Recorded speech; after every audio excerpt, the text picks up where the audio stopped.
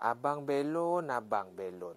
Bila cerita pasal Abang Belon ni, boleh katakan satu Malaysia terharu dah dengan kisah Abang Belon ni. Yalah, kau bayangkanlah wari, bila diperlakukan sebegitu rupa. Lepas tu kita dapat tahulah yang dia ni tulang belakang yang rotak. Saya mula-mula memang simpati, bukannya saya ni nak menabur fitnah, tak do. Bondo botu, saya khabar bondo botu. Bondo tak botu, kita khabarlah tak botu. Bukannya saya ni talam dua muka, saya ni tak ada sokong mana-mana parti ya. Tapi makin kelamaan saya tengok kan, macam merepet-repet ya bang.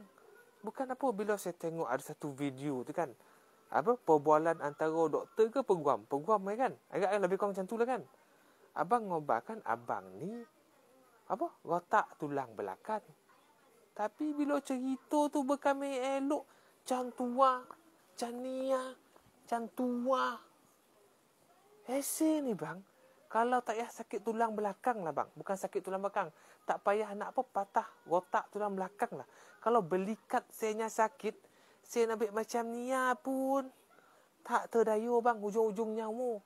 Abang yang tulang belakang rotak tu, boleh bek can tua, boleh bek can nia. Itu yang saya muskil ni bang.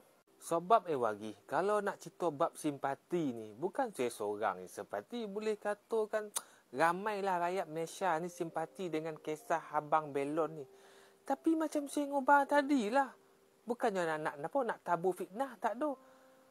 Makin lama kelamaan bila saya tengok video tu kan, macam ada yang tak kono. Yo, bukan apa, dari gaya Abang Belon tu, tuan badan tu sendiri.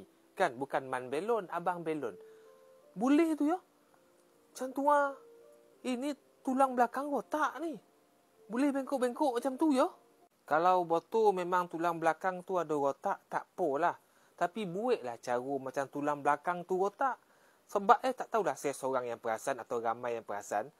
Macam okey bang, macam tak ada apa masalah. Tapi satu ni, boleh tak saya ni sebagai rakyat Malaysia nak bagi tahu je lah.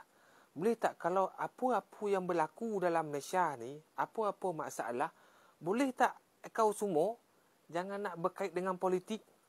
Sekarang apa yang saya tengok sekarang ni kan, jangan menjadi isu sikit lah. Mulalah nak berkait dengan politik. Apa masalah Contoh masalah peribadi, masalah pergaduhan ke apa kan. Kenapa nak membabitkan dengan orang-orang politik? Tu yang saya kurang minat tu, yang saya tak faham tu. Tapi itulah persoalan saya. Boleh ya? Macam tu lah. Ya batu kau ni bang. Kalau batu lah. Tapi bagi saya lah, macam saya ngobar tadi lah. Saya yang ada sakit tulang belakang. Bukan sakit tulang belakang. Sakit belikik pun.